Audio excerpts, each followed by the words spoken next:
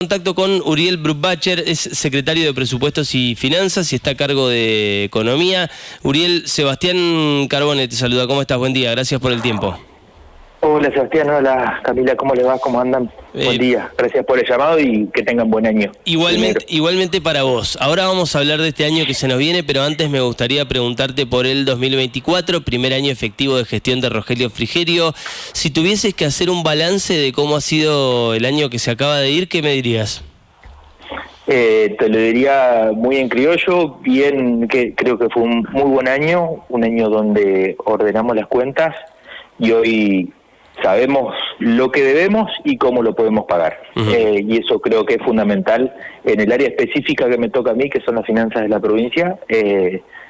Tenemos ya el norte encaminado, que creo que eso lo que primero teníamos que trabajar, y era, como quien dice, por eso digo bien en criollo, poner en caja la provincia, y eso creo que lo hemos logrado con creces. Eso nos permitió cerrar el año con un pequeño déficit, pero manejable, pero ya sabiendo cómo podemos encarar el 2025, desneutralizando la obra pública, ya con un ritmo de obra planificado, así que es lo fundamental y por ahí lo que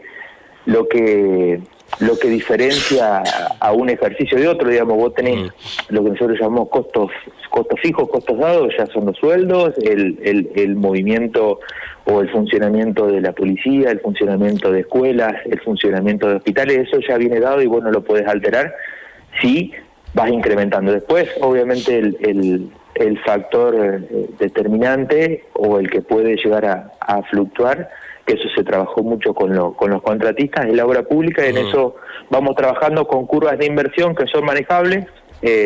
Por ahí aceleran un poquito los contratistas, por ahí pedimos que bajen el ritmo, pero de manera tal de pagar obra y no pagar intereses. Ajá.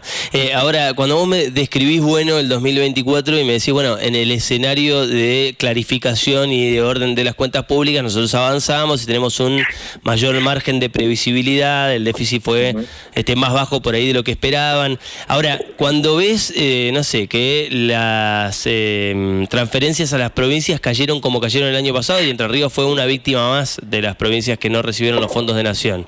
Cuando se cortó la obra pública a cero de Nación y las provincias tuvieron que salir a hacerse cargo. Cuando ves una retracción en el consumo que me imagino les genera menos recaudación de ingresos a ustedes en las provincias por la menor cantidad de actividad económica. Esa parte del año, ¿cómo la ves? ¿Cómo la describís? Son todas variables exógenas a las decisiones nuestras, pero que condicionaron el trabajo del año. Creo que lo importante de todo eso fue, ante esas variables exógenas, adaptarse y trabajar con los recursos que estaban viniendo. Obviamente, en paralelo, y creo que lo hemos hablado en otras oportunidades, en paralelo el gobernador fue a la justicia a pedir los fondos de la Caja de Jubilaciones, fue a la justicia a pedir los fondos de Salto Grande. Administrativamente seguimos discutiendo lo que la obra pública financiada con recursos nacionales y que la provincia es comitente, pero ante esta sequía, digamos, de recursos que planteaste vos anteriormente, creo que sin resentir los servicios esenciales, como te decía recién, salud, educación, seguridad, creo que llevamos un año un año muy bueno, porque logramos cumplir con esos servicios y logramos sobre la parte final del año ya poder desneutralizar el 100% de la obra pública provincial, que eso nos da también la expectativa de tener un mejor primer semestre y un aún mucho mejor segundo semestre, de acuerdo a las previsiones que venimos trabajando, con proyecciones de la Comisión Federal de Impuestos Nacional. Ajá. Si vos tuvieses que decir, digamos, la actividad de la obra pública, si hubiese que compararla con el 2023, el 2024 se redujo ¿en cuánto? No es comparable porque, nosotros tuvimos 7 meses de neutralización de obra pública, propia de que no sabíamos cuál era el estado de situación de la deuda que teníamos con los contratistas. Bueno, hubo que marcar la emergencia en obra pública, hubo que empezar a negociar con cada uno de los contratistas cuál era la situación, qué era lo que se estaba adeudando, cómo se iba a cubrir esos recursos y cómo íbamos a planificar la desneutralización. Entonces es muy difícil comparar la inversión de obra pública, que fue baja, pero porque tenés 7 meses de inversión casi nula, al margen de lo que se hizo en mantenimiento de edificios escolares, en mantenimiento de comisarías, hospitales, pero eso es mantenimiento, no es inversión propiamente dicha, digamos. Por eso tratamos de apuntar todos los recursos hacia los servicios esenciales. Sabíamos que iba a ser un año de baja ejecución de obra pública, pero lo necesitábamos hacer de esa manera para poder ordenar los números de la provincia y fundamentalmente, lo que te decía anteriormente, pagar obra pública y no pagar intereses, porque cada vez que ingresa un certificado y hace todo el recurso, el curso administrativo, llegado los 60 días que se vence, luego empiezan a correr intereses. Entonces había situaciones donde estábamos pagando mucho más intereses que obra pública, sí. Entonces creo que fue una decisión acertada del gobernador de decir no, neutralicemos la obra pública, clarifiquemos la situación y planifiquemos curvas de inversión que sean pagables. A ver, como para que tome dimensión, digamos, la obra pública, la que genera mayores disparados, mayores aumentos en los desembolsos es la obra pública en la trama vial, porque el movimiento de suelo es relativamente barato, por ejemplo, para hablarlo muy coloquial, digamos, relativamente barato, pero hay momentos donde la obra pública empieza con un ritmo que es donde se tiran las carpetas, se hacen las carpetas asfálticas, sea la primera o la segunda capa de las carpetas asfálticas, y eso necesita desembolsos importantes de dinero porque las empresas están invirtiendo mucho en ese momento. Entonces, también sentarse con los contratistas y decir, mantengamos un ritmo de obra en tal y cual característica para poder cumplir, también a ellos al contratista también le produce un orden financiero, en el hecho de que no tiene que ir a pedir al banco préstamos para comprar esos insumos que va a tener que estar tirando en el asfalto, por ejemplo. Bueno, creo que ese orden nos sirvió tanto a nosotros como a los contratistas, y obviamente hoy por hoy estamos con un régimen de obra pública que es pagable y sostenible. Obviamente va a llegar a su máximo de ejecución por allá por abril, por mayo, donde salimos de pagar ahora, nosotros pagamos aguinaldo, pagamos sueldos, y ahora el 8 tenemos el vencimiento del crédito internacional. La decisión del gobernador es pagar el crédito internacional. Estamos trabajando por eso, no defaultear a la provincia, así como lo hicimos el año pasado. Pagamos el de febrero y el de agosto. En el mes de febrero decidimos pagarlo, porque tampoco las condiciones macroeconómicas e internacionales nos permiten tener buenas perspectivas de renegociación en este momento. Entonces decidimos pagar, y eso implica también un desembolso importante para la provincia. Entonces decidimos extender un poco más la ejecución de la obra pública para los meses de abril y mayo, así que estamos trabajando. Es decir, vos lo que decís es que se va a normalizar el volumen o el nivel de la obra pública a partir de mayo, y desde ahí también te parás para decir que el segundo semestre del año que viene, de este año en realidad que acaba de empezar, va a ser bueno. Nosotros tuvimos un año con pérdidas de ingresos de todos estos puntos que vos nombraste anteriormente cuando recién hablábamos en la nota, en torno al 20% promedio en el año de pérdida de recursos comparado con el ejercicio anterior. Las proyecciones que venimos trabajando con la Comisión Federal de Impuestos nos dan caídas de un 5% para el primer semestre, lo que no es extremadamente bueno, pero al menos no tenemos las caídas del 20 como lo tuvimos este año, y sí hay una recuperación económica para el segundo semestre. Bueno, también nosotros somos una provincia que depende mucho del agro, dependemos de muchas de las cuestiones climáticas, pero hoy por hoy en el escenario que tenemos un primer semestre tranquilo, sin sobresaltos, manejándonos de la manera que te describí anteriormente, lo podemos cubrir y estaríamos o entendemos que podemos estar un poco más holgados para poder acelerar en la obra pública en el segundo semestre. Así que en eso estamos trabajando. Ojalá las proyecciones que se vienen trabajando desde la CFI sean las correctas. Obviamente vamos corrigiendo a medida que vamos teniendo nuevos datos, pero en principio son esas las previsiones que tenemos para este año. Escuchás a Uriel Brugbacher, secretario de Presupuesto y Finanzas del Gobierno de la provincia de Entre Ríos. Vos hablabas del 20% de caída en los ingresos de la provincia. Una parte está dado por la baja de las transferencias que le hace Nación. ¿Cuánto tiene que ver con ese número la caída de la actividad económica en Entre Ríos y en todo el país?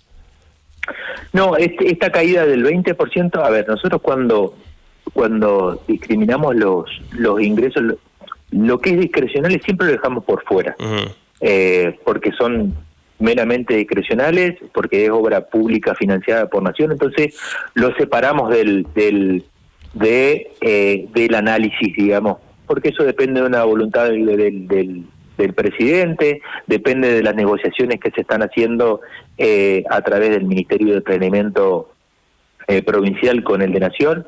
Esta caída de los recursos del 20% es a los recursos coparticipables, que eso, sinceramente, y siempre lo digo, nunca tuvimos inconveniente ni atraso en lo que es recursos coparticipables, digamos, eso siempre vino de manera normal.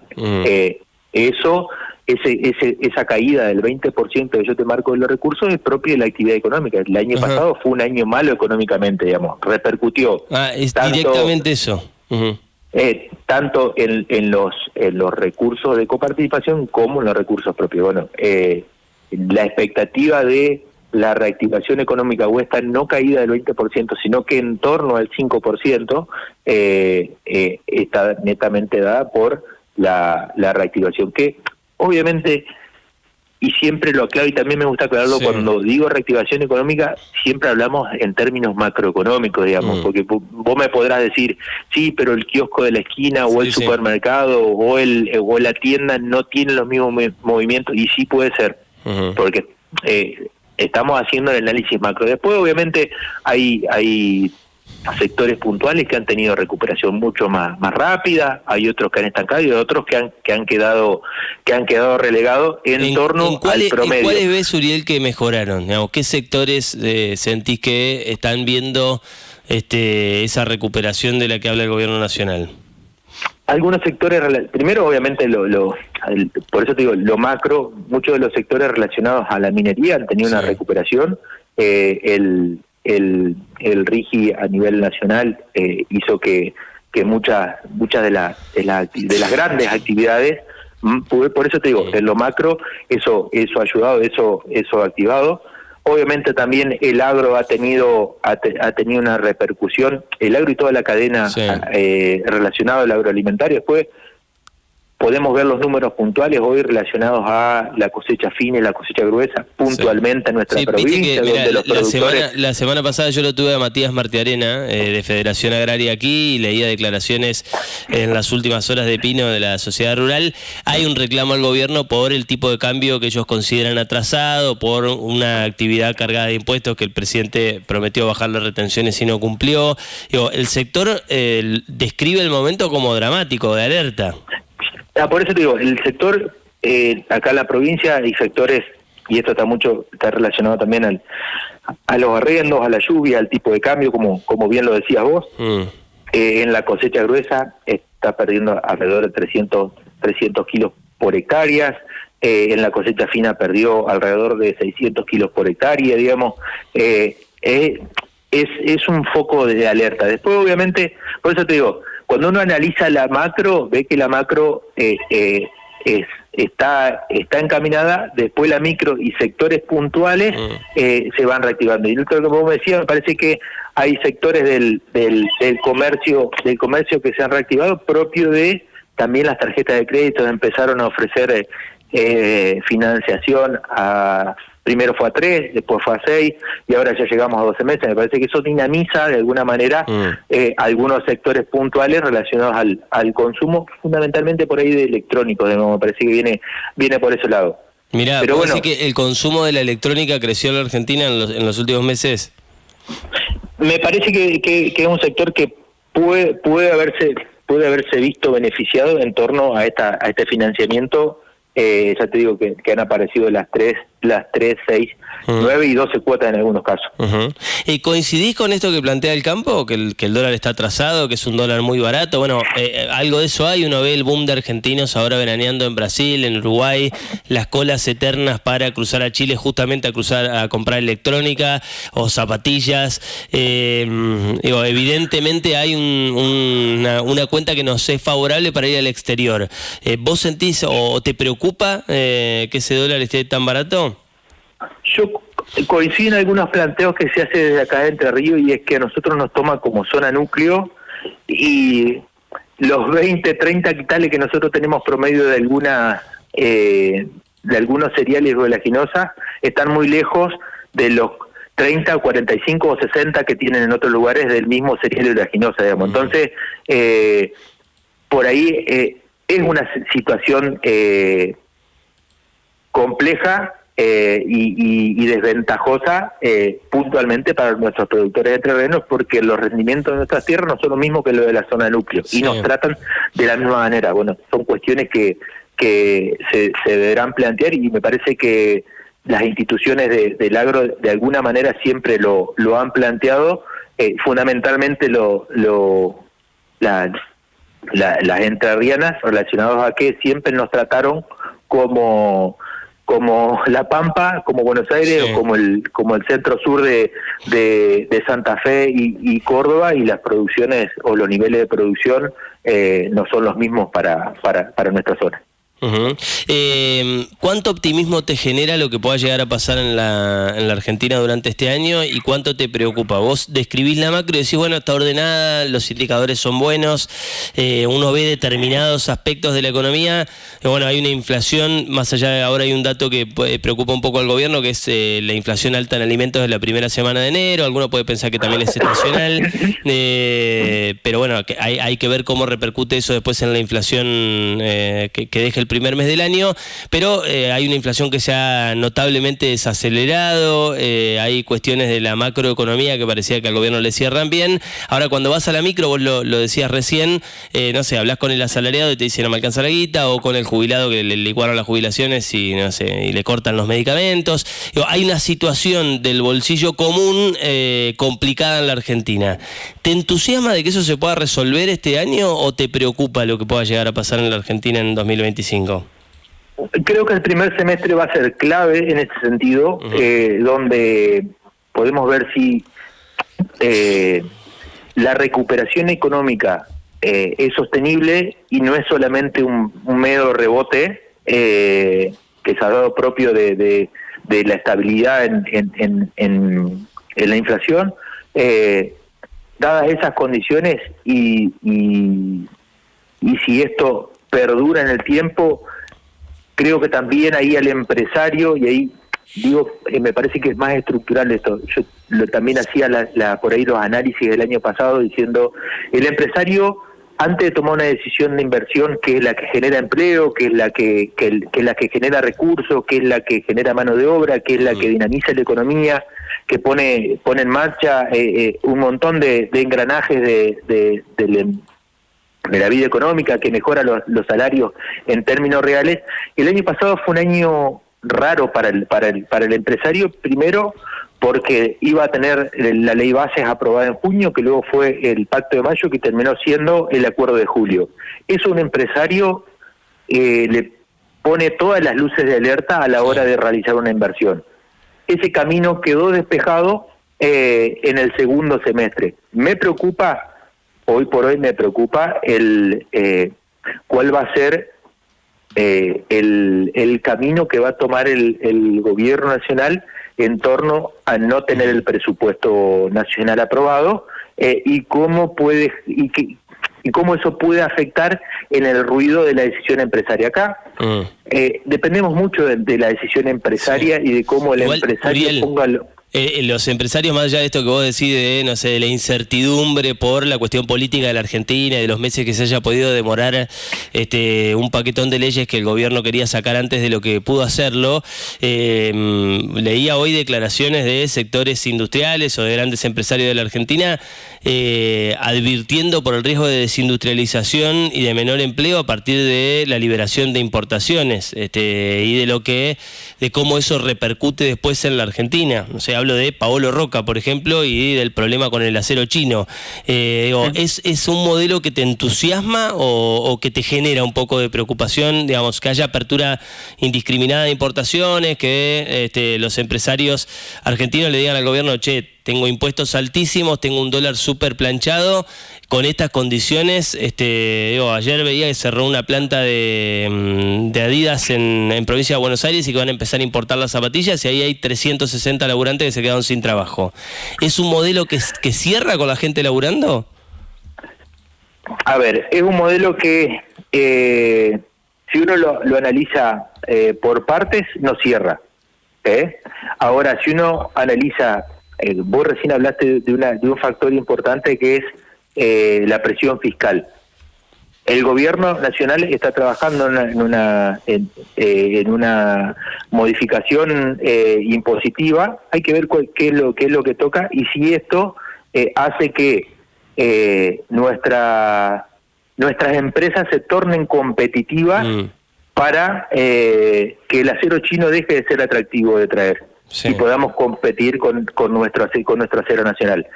Pero por eso te digo, si el modelo cierra, sí tiene un montón de variables. Si uno la analiza así hoy aisladamente con el tipo de cambio, y sí hoy y una apertura indiscriminada, y sí puede haber factores de riesgo en torno a lo que vos decís de empresas que cierren o no puedan competir con valores que ingresan desde el exterior.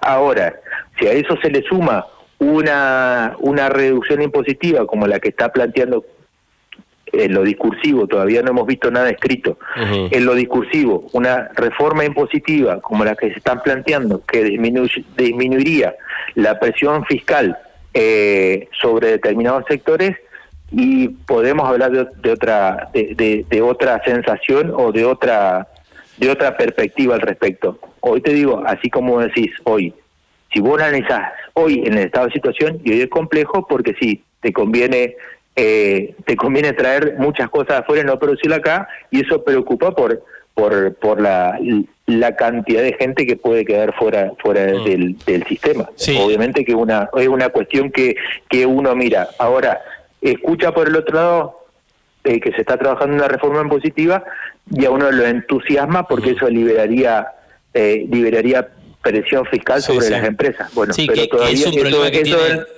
que tiene la Argentina hace mucho tiempo.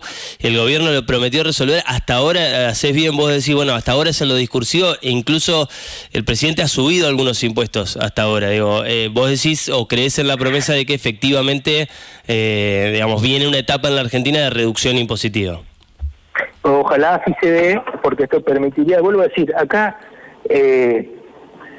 si nosotros nos centramos en que la economía la dinamiza solamente el Estado, y en eso sí. puedo compartir alguna línea con el gobierno nacional, sí. Y es complejo, y lo vivimos en Entre Ríos, una provincia que se fue, el Estado fue tomando un protagonismo cada vez más importante en la economía, y llegamos a esta situación donde tenemos un peso del Estado por sobre la espalda de todos los contribuyentes de la provincia altísimo. Obviamente uno siempre aspira a que llegue la inversión y que se genere mano de obra genuina y que el empleo privado sobrepase con creces al empleo público, y tengamos que pelear porque el empleado público decida irse a la parte privada y no al revés, como está sucediendo en algunas situaciones. Vuelvo a decir, la foto de hoy es muy difícil hacer un análisis haciendo futurología. La foto de hoy, como decís, es un modelo complicado porque puede generar mucha desocupación por sustitución de importaciones, digamos. Por incorporación de importaciones en desmedro de la producción nacional. Ahora, si eso va acompañado de una reducción impositiva que genere atractivo para que los empresarios locales empiecen a invertir y generar mano de obra, y ahí puede cambiar la perspectiva de la situación. Te hago la última y agradezco mucho la generosidad de tu tiempo. Es un año de elecciones, falta en la Argentina unos meses, es mucho tiempo, pero no falta tanto. ¿Sentís que el PRO y la Libertad Avanza acá van a ir juntos en la próxima elección? Desconozco, sinceramente me he abocado, vos sabés que vengo de... Más técnico que político, digamos. Vengo de la vida política, siendo intendente, siendo diputado, habiendo sido concejal de mi ciudad, pero este último año fue netamente técnico, alejado de la vida política, porque nos habíamos puesto con todo el equipo de economía la línea de trabajo y los objetivos, y gran parte de esos objetivos lo fuimos logrando, así que me parece que el análisis político le corresponde a otro en este momento. Está bien. Uriel, te agradezco muchísimo el tiempo como siempre, te mando un abrazo grande y que sea un gran año. Bueno, muchísimas gracias a ustedes por el llamado y como siempre a disposición, y gracias por permitirnos llegar a la gente con nuestro mensaje y nuestro trabajo diario. Por favor, un abrazo. Uriel Brugbacher, secretario de Presupuesto y Finanzas del Gobierno de la provincia de Entre Ríos.